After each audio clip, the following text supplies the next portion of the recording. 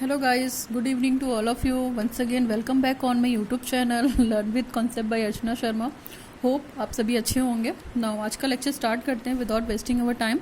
आपको पता है कि प्रियम्बल ऑफ की बात कर रहे हैं हम, प्रियम्बल ऑफ इंडियन कॉन्स्टिट्यूशन, भारतीय संविधान की बात कर रहे हैं। तो इससे पहले वाले लेक्चर में मैंने आपको बता दिया था कीवर्ड के बारे में बात की थी हमने कि कौन कौन से कीवर्ड है। मैंने ये बताया था कि 9 कीवर्ड्स हैं, ठीक है, जिनको आपको याद रखना है। Sovereign, socialist, secular, democratic, Republic, justice, liberty, fraternity, equality, ठीक है। और सोवरेन के बारे में डिस्कस कर दिया था कि क्या है, ठीक है, और अथॉरिटी और ये सारी चीज़ें बता दी थी आपको, ठीक है। तो आप इस चीज़ को याद देख लीजिएगा अगर नहीं देख रखा है तो। आपने सोशलिस्ट के बारे में डिस्कशन किया था हमने, डेमोक्रेसी के बारे में बात की थी हमने, फिर टाइप्स ऑफ स्टेट के बारे में बात की थी कि 3 तरीके के स्टेट होते हैं। एथिस्टिक हो गया, थियोक्रेटिक हो गया, ठीक है। इसके बाद हमारा हो गया सेक्युलर स्टेट हो गया, जिसमें हमारा इंडिया आता है। फिर सेक्युलर की भी बात की थी हमने कि सेक्युलर का क्या इम्पैक्ट है, और ये सारी चीज़ें आपको बता दी थी मैंने, ठीक। डेमोक्रेसी की बात भी हो गई थी हमारा, और डेमोक्रेसी में भी डायरेक्ट डेमोक्रेसी, इनडायरेक्ट डेमोक्रेसी क्या होता है मैंने आपको समझा दिया था। अगर आपको समझ में नहीं आया तो आप मुझसे पूछ सकती हैं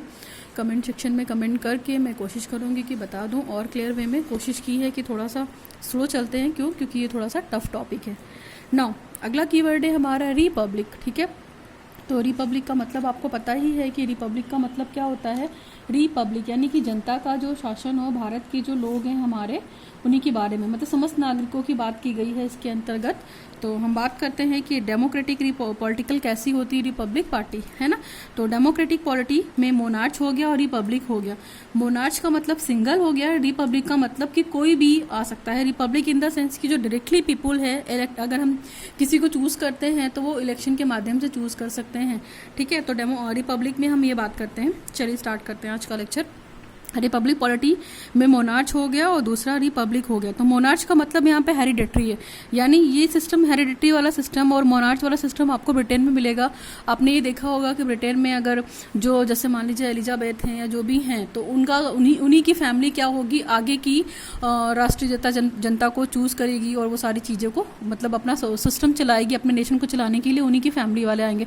मान लीजिए आज वो खुद हैं तो उनका बेटा होगा नेक्स्ट टाइम, फिर उसके बाद उनके बेटे का बेटा होगा, या उनके बेटे क्या ही उन्हीं के फैमिली मेंबर का कोई होगा। यानी कि आप यहाँ पे क्या कह सकते हैं, मोनार्च रिपब्लिक सिस्टम में क्या कह सकते हैं, मोनार्च काइंड की जो डेमोक्रेटिक पॉलिटी है वो राजा का बेटा ही राजा बनेगा, ऐसा सिस्टम है, ठीक है।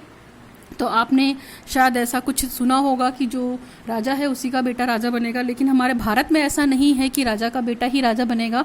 यहाँ पे कोई भी राजा बन सकता है, बस उसके अंदर एबिलिटी होनी चाहिए, उसके अंदर क्वालिटी होनी चाहिए, और वो लोगों के द्वारा चुना हुआ होना चाहिए। यानी कि चुनाव जो होता है, जो वोट होता है, जो इलेक्शन होता है, उनके माध्यम से उनको चूज़ किया जाना चाहिए। तो हमारे यहाँ आप समझ सकते हैं कि क्या है, रिपब्लिक है, ठीक है, रिपब्लिक पॉलिटी है, ठीक। यानी कि जो हमारा राजनीतिक है वो रिपब्लिक राजनीतिक है, जिसमें हम क्या करते हैं, समस्त नागरिकों की बात करते हैं, ठीक। तो समस्त नागरिकों की अगर हम बात करते हैं तो जाहिर सी बात है उसमें सामाजिक न्याय आएगा, आर्थिक न्याय आएगा, फिर राजनीतिक न्याय आएगा, फिर आपके थॉट्स हैं, आपकी फीलिंग्स हैं, इन सब चीज़ों की भी हम बात करते हैं कहीं ना कहीं। और आपको ये भी पता है कि जो हमारा भारत देश है, भारत संविधान जो है वो कल्याणकारी राज्य, जिसमें छोटे बड़ों की हम नहीं समझते हैं।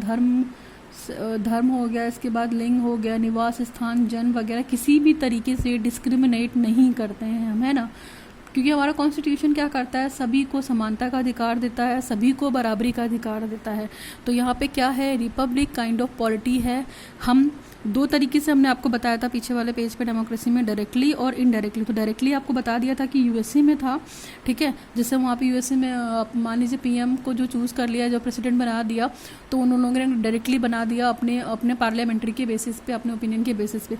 लेकिन हमारे इंडिया में डायरेक्टली हम किसी को भी ऐसे अपॉइंट नहीं कर सकते। यहाँ पे एग्जाम्पल जो हमने आपको बताया था, जो हमारे प्रेसिडेंट हैं कोविंद, ठीक है, कोविंद जी की बात की थी, ये हमारे प्रेसिडेंट हैं, इंडियन प्रेसिडेंट हैं, ठीक है। तो इंडियन प्रेसिडेंट की अगर हमने बात की तो ये क्या है, मिस्टर कोविंद, इंडियन प्रेसिडेंट, ठीक है। तो ये क्या है, एक एससी कास्ट के हैं, आपको ये भी पता है, ठीक है। लेकिन क्या है, आज प्रेसिडेंट है तो हम सभी इनकी बात को मान रहे हैं। तो यहाँ पे जाति पाति का कोई भेदभाव नहीं है, वो एलिजिबल थे इस चीज़ के लिए, ठीक है। उनको पब्लिक ने चूज़ किया था, उनको इलेक्ट किया गया था, इसलिए उनको आज क्या प्रेसिडेंट बना दिया गया, कोविंद जी को। तो ये है हमारे इंडिया की policy, Republic kind of policy. यहाँ पे वोट देने का हक है, और अपने हिसाब से अपने राजा को, अपने जो हम पे शासन करे, हम उसको चूज़ कर सकते हैं, ठीक है। और हमें ये भी राइट्स है कि अगर वो जिसको हमने चूज़ किया है वो अपना काम प्रॉपर वे से नहीं कर रहा है, ठीक है, यानी कि हमारी ज़रूरतों का ध्यान नहीं रख रहा, हमारे उद्देश्यों का ध्यान नहीं रख रहा, हमारी कंट्री के लिए कुछ बेटर नहीं कर रहा है, तो हम उसको हटा भी सकते हैं। ऐसा नहीं है कि 5 साल के लिए चूज़ कर दिया तो वो 5 साल के लिए हो ही गया है, हम बहुमत लेकर उसी गवर्नमेंट को गिरा भी सकते हैं। ये राइट्स भी है हमारे अंदर है, हमारे भारत में है। नेक्स्ट है हमारा जस्टिस यानी न्याय। हम न्याय के बारे में बात करते हैं तो न्याय का कॉन्सेप्ट देखिए 3 डिस्टिंक्ट फॉर्म में है, सोशल है, इकोनॉमिकल है एंड पॉलिटिकल है। तो मैंने वही चीज़ अब पढ़ी थी, बताया भी था आपको इवन कि भारत में जो है आर्थिक न्याय है, सामाजिक न्याय है, राजनीतिक न्याय है, इन सब चीज़ों की बात की गई है कि इन सब के बेसिस पे कोई भी भेदभाव या डिस्क्रिमिनेशन नहीं किया जाएगा। और जो हमारा प्रोविज़न है, provision of fundamental rights and directive principle, देखिए फंडामेंटल राइट और डायरेक्टिव प्रिंसिपल की जब हम बात करेंगे तो उसमें ये सारी चीज़ें बात करेंगे कि किस किस आर्टिकल में क्या क्या कहा गया है, ठीक है। तो उसमें बहुत सारे आर्टिकल्स हैं जो हमें फ्रीली जीने का हक देते हैं, सोचने का हक देते हैं, इसके बाद इक्वलिटी की बात करते हैं, फ्रीडम की बात करते हैं, रिलीजन की बात करते हैं, फ्रेटर्निटी की बात करते हैं। तो ये सारी चीज़ें भी हम पढ़ेंगे अगले आर्टिकल में, जब हम अगला टॉपिक पढ़ेंगे फंडामेंटल ऑफ राइट। अभी तो हम कीवर्ड्स पढ़ रहे हैं related to the preamble of Indian constitution. तो हमारे रिपब्लिक हो गया, जस्टिस हो गया, और जस्टिस में यानी कि न्याय 3 तरीके का न्याय है, तो इनको भी देखा जाता है, ठीक है। यहाँ पे हम अलग से बता दे रहे हैं आपको, जस्टिस में सोशल है, इकोनॉमिकल है, पॉलिटिकल है। सोशल का मतलब यहाँ पे क्या हो गया, equal treatment plus absence of privileges and improvement, ठीक है। Equal treatment in the sense कि वो किसी भी जाति का हो, किसी भी मतलब समाज में वो रह रहा है तो किसी भी जाति से बिलोंग करता हो, किसी भी एससी हो चाहे एसटी हो चाहे ओबीसी हो चाहे वो वुमेन्स हो, सभी को हम एक तरीके का ट्रीटमेंट देंगे विदाउट एनी प्रीविलेजेस, मतलब किसी भी पूर्वाग्रह के बिना, है ना। हम अपने अंदर कोई प्रीजुडाइसिस नहीं रखेंगे कि हाँ ये तो मतलब पूर्वाग्रह का मतलब समझ रहे हैं जो सोसाइटी में बड़े बड़े एक्टिविटीज़ होते हैं, तो कुछ लोग क्या करते हैं कि जानते हैं कि हाँ ये लोअर कास्ट का है तो हम इसको बुला रहे हैं, तो उसको मतलब बहुत बुरी नज़र से देखते हैं। एससी का हो गया, एससी मेंबर हो गया, एससी कैटेगरी हो गई, एसटी कैटेगरी हो गई, ओबीसी हो गया, उसमें वुमेन्स भी आती हैं। तो हम किसी बिना प्री जुडाइसिस के बिना उनको हम देख सकते हैं और उनकी कंडीशन को हम इम्प्रूव कर सकते हैं। तो ये तो हमारा सोशल जस्टिस हुआ, यानी कि सामाजिक तौर पे हम उनके साथ न्याय कर सकें। नेक्स्ट है हमारा इकोनॉमिक का मतलब है no discrimination on economic basis plus elimination of inequality. No discrimination का मतलब कि उनकी आर्थिक स्थिति के मद्देनज़र रखते हुए हम उनको डिस्क्रिमिनेट नहीं करेंगे सोसाइटी से। हम ये नहीं जानते कि हम अमीर हैं वो गरीब है तो क्यों गरीब है, हमें उससे मतलब नहीं है, हमें उसको अपने बराबर ट्रीट करना है और हमें क्या करना है, असमानता को पूरी तरीके से ख़त्म करना है, ठीक है। तो इकोनॉमिक का मतलब ये हुआ, आर्थिक तौर पर आप किसी को डिनाई नहीं करेंगे। नेक्स्ट है हमारा पॉलिटिकल का मतलब है इक्वल पॉलिटिकल राइट्स, सभी को राजनीतिक अधिकार हैं, equal access to all political offices and equal voice in the government. देखिए पॉलिटिकल तौर पे मतलब सभी को राजनीतिक अधिकार है कि अगर कोई गरीब अपनी कंप्लेन लिखवाने जा रहा है पॉलिटिकल ऑफिस में तो उस पे या वहाँ पे जो गवर्नमेंट होगी या जो ऑफिसर्स वगैरह होंगे ऑफिस में, वो उनकी चीज़ को सुनेंगे, उनकी चीज़ को डिनाई नहीं करेंगे कि ये गरीब जाति का है या एससी जाति का है या एसटी का है, ठीक है। तो इस तरीके से न्याय करने की कोशिश करेंगे। अगर जस्टिस की बात करते हैं हम तो सोशल तौर पे, इकोनॉमिक तौर पे और पॉलिटिकल तौर पे करेंगे और वो गवर्नमेंट के ऑफिसर्स को सुनना ही पड़ेगा, ठीक है। ठीक जो ही हमारे जस्टिस वाला कीवर्ड लिया गया है हमारे इंडियन कॉन्स्टिट्यूशन से, ये लिया गया था हमारा रशियन रेवोल्यूशन से लिया गया था, यानी कि रशियन में जो क्रांति आई थी उस समय उसके वाले इवोल्यूशन से लिया गया है। इस चीज़ को आप याद रखिएगा, इंपॉर्टेंट है। Justice taken from the Russian revolution, ठीक है, जो क्रांति आई थी वहाँ से लिया। तो आई थिंक आपको जस्टिस क्लियर हो गया होगा on the basis of social, economical and political. Okay, next keyword की बात करते हैं। तो नेक्स्ट कीवर्ड है हमारा लिबर्टी। लिबर्टी का मतलब आपको पता है फ्रीडम, ठीक है। हम हर तरह से स्वतंत्र हैं। आप सभी को पता है कि हमारा कॉन्स्टिट्यूशन या हमारा फंडामेंटल राइट हमें क्या कहता है कि हम जीने के लिए स्वतंत्र हैं, सोचने के लिए स्वतंत्र हैं और अधिकार के लिए स्वतंत्र हैं, ठीक है, पढ़ने के लिए स्वतंत्र हैं। तो ये सारी चीज़ें हैं। लिबर्टी, स्वतंत्रता की बात करते हैं। एब्सेंस ऑफ रिस्ट्रेंट, किसी भी तरीके से हमारे जो मतलब चीज़ों को ख़त्म कर दिया जाता है या जिसका विरोध किया जाता है उस चीज़ को नहीं देखना है यहाँ पे। On the activities of the individual and the time of providing opportunity for the development of the individual. Particular individual की पर्सनालिटी को डेवलप करने के लिए हमें उन्हें फ्री छोड़ना है, हम उस पर किसी भी तरीके की बाउंडेशन को नहीं लगा सकते हैं और उन्हें हर क्षेत्र में इक्वल अपॉर्चुनिटी देने की कोशिश करेंगे। यही है लिबर्टी, ठीक है, यानी कि फ्रीडम। लिबर्टी ऑफ थॉट, हम उन्हें विचारों से परेशान नहीं करेंगे, वो स्वतंत्र हैं अपने विचारों को देने के लिए, बोलने के लिए, कहने के लिए, अपनी एक्सप्रेशंस को यानी कि फीलिंग्स को बताने के लिए भी स्वतंत्र हैं। और जिसमें वो विश्वास करते हैं, जिसमें वो फेथ करते हैं और जिसकी भी पूजा करते हैं, मतलब देखा जाए तो राष्ट्र की अखंडता और एकता और विश्व बंधुत्व की जो भावना है वो इसी में है। ठीक है, तो हम इस चीज़ की भी बात करते हैं।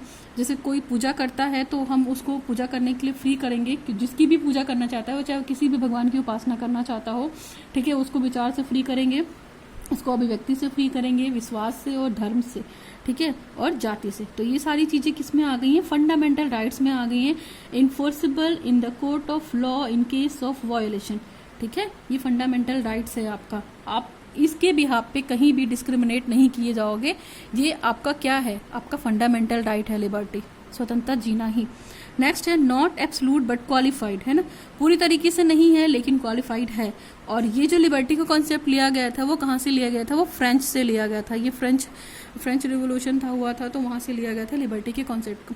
नाउ लिबर्टी क्लियर हो गया होगा आपको। अभी बात करते हैं इक्वलिटी या समानता। तो इक्वलिटी की भी बात करते हैं हमारा constitution. Equality means the absence of special provision. Equality का मतलब है सभी को समान अधिकार दिया जाएगा, पर्टिकुलर किसी बंदे के लिए अलग से कोई भी अधिकार नहीं बनाया जाएगा। यानी कि कोई अगर हायर क्लास का है, ठीक है, नेता है, चाहे हायर क्लास का है या उच्च वर्ग का है, तो उसके लिए पर्टिकुलर किसी भी तरीके के अधिकार को नहीं बनाया जाएगा, ठीक है, to any section of society की किसी भी मतलब सेक्शन में। And the provision of adequate opportunities for all individuals without any discrimination.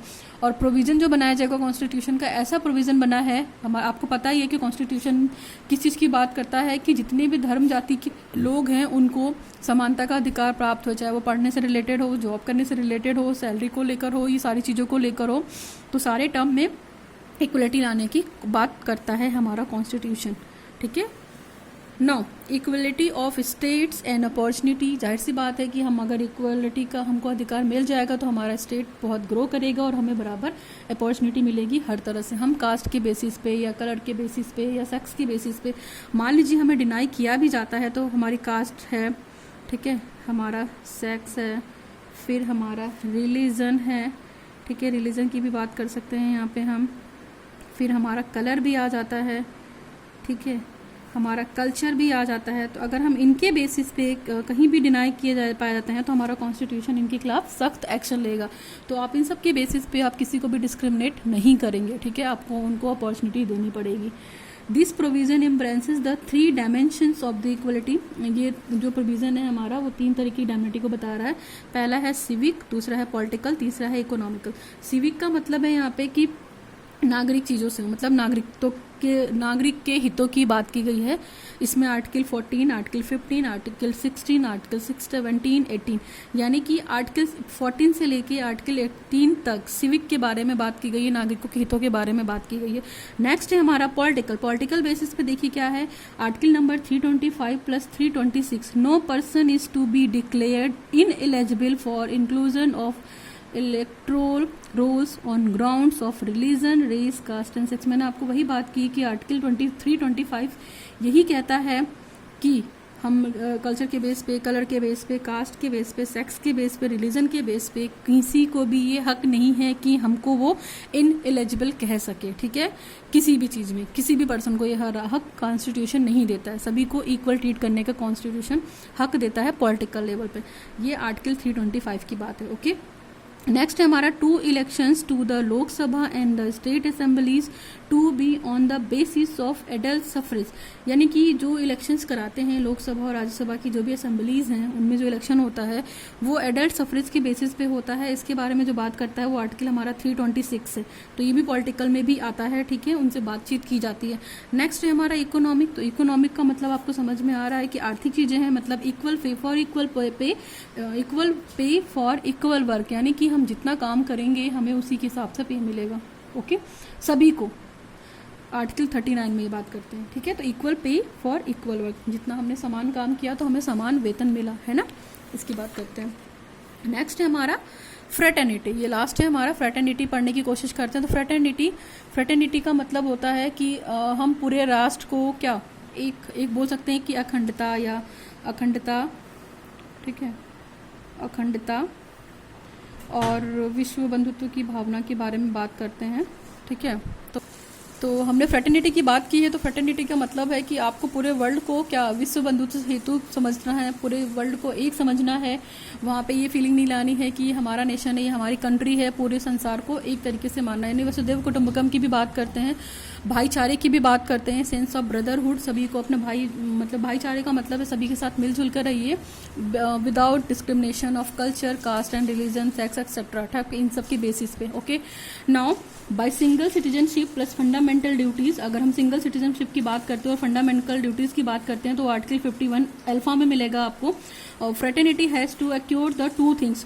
Fraternity को में दो भागों में डिवाइड किया गया है। अगर आप बात करते हैं तो dignity of the individual and the unity and integrity की बात करते हैं। तो यूनिटी का मतलब एकता हो गया और इंटीग्रिटी का मतलब भी क्या है, लोगों को जोड़ना है, कई लोगों को एक साथ जोड़ना है। तो that is more all about the fraternity. ठीक है, प्रेम्बल ऑफ कॉन्स्टिट्यूशन में जितने भी 9 कीवर्ड्स थे तो हमने 9 कीवर्ड्स पढ़ लिए हैं। अब बता देते हैं कि उसका सिग्निफिकेंस क्या है प्रेम्बल का। तो सबसे पहला सिग्निफिकेंस की अगर हम बात करते हैं तो basic philosophy and fundamental values हैं, पॉलिटिकल लेवल पे है, मॉरल लेवल पे है, रिलीजन लेवल। यानी कि जो कॉन्स्टिट्यूशन हमारा प्रेजेंट किया गया है उसमें ये चीज़ देखी गई है कि राजनीतिक तौर पर भी किसी को नुकसान ना पहुंचे जो भारत की जनता है। मॉरल तौर पर मतलब उनके अंदर नैतिकता रहे, यानी कि नैतिकता इन द सेंस कि हम अपनी वैल्यूज़ को ख़त्म ना करें। जो भी हमारी फिलॉसफी इन द सेंस की दार्शनिक वाली चीज़ें जो हैं वो रहें। दार्शनिक इन द सेंस कि किसी भी चीज़ की डीप स्टडी की जाए, है ना। इंडियन फिलोसफर, वेस्टर्न फिलोसफर होते हैं तो अपनी पर्टिकुलर उनकी इंडिया के कॉन्स्टिट्यूशन की फिलोसफी है। पर्टिकुलर इंडियन, हम यहाँ फिलोसफी के टर्म्स को मतलब सब्जेक्ट टर्म में नहीं ले रहे हैं, हम पर्टिकुलर इंडियन कॉन्स्टिट्यूएंट जो है हमारा जो प्रियम्बल है हम उसकी फिलोसफी के बारे में बात कर रहे हैं। ठीक है, उसके बाद है रिलीजन। तो किसी भी धर्म के आधार पे उनको डिनाई नहीं किया जाएगा। इन सब चीज़ों को क्या किया गया है, ये सारी उसके बेसिक फीचर्स हैं जिसको डिफाइन किया गया है हमारे कॉन्स्टिट्यूशन में। इसके बाद ग्रैंड एंड नोबल विजन, आपको पता है कि हमारा कॉन्स्टिट्यूशन काफ़ी बड़ा है और क्या है, रिस्पेक्टेड है। ग्रैंड एंड नोबल विजन यानी कि हमारे जो देखने हैं, ठीक है, वो सारी चीज़ें क्या है, बिल्कुल नीट एंड क्लीन है, वो काफ़ी ब्रॉड है, छोटा मोटा नहीं है। हॉरोस्कोप है, यानी कि भारत का भविष्य है एक तरीके से देखा जाए। और मोस्ट प्रीसियस पार्ट है क्या, कॉन्स्टिट्यूशन। ये सिग्निफिकेंस की बात कर रहे हैं, significance in the sense of importance, need, है ना, इसकी इंपॉर्टेंस क्या है। तो बता दिया मैंने आपको कि basic philosophy and fundamental values हैं, वो पॉलिटिकल, मॉरल, रिलीजन टर्म पे है, ग्रैंड है, नोबल है, हॉरोस्कोप है हमारे भारत का। ठीक है, मोस्ट प्रीसियस पार्ट है। नेक्स्ट है हमारा सोल की, सोल भी कह सकते हैं आप एक तरीके से देखा जाए तो, भारत की आत्मा कह सकते हैं, भारत की चाबी कह सकते हैं। ज्वेल सेट यानी ज्वेलरी सेट भी बोल सकते हैं आप। प्रॉपर यार्ड स्टिक भी बोल सकते हैं, कुछ भी बोल सकते हैं, प्रॉपर छड़ी भी है या कुछ भी है। तो मतलब एक तरीके से ये जो टर्म्स थे, कीवर्ड टर्म्स थे, ये हमारे किस लिए थे, हमारे इंडियन प्रियम्बल के लिए थे। आई होप आपको कीवर्ड्स क्लियर हो गए होंगे, मैंने पढ़ा दिए हैं सारे कीवर्ड्स। फिर भी इन केस आपको प्रॉब्लम होती तो you can ask me in my comment section and follow me on Facebook, Instagram and as well as Telegram. ठीक है, तो अभी हम आज के लिए बस करते हैं, ये आज का लेक्चर यहीं पे ख़त्म करते हैं। Thanks for signing off Archana Sharma. अगर आपको लेक्चर अच्छा लग रहा है, किसी भी तरीके से आपको हेल्प मिल रही है तो प्लीज़ इस वीडियो को लोगों तक फॉरवर्ड करें। नेक्स्ट वाले टॉपिक में हम पढ़ेंगे preamble as a part of constitution, यानी कि प्रियम्बल आपके भारतीय संविधान का पार्ट है या नहीं, इसके बारे में थोड़ा सा हम डिटेल में डिस्कस करेंगे। तो आज के लिए इतना ही। Thanks for watching the video.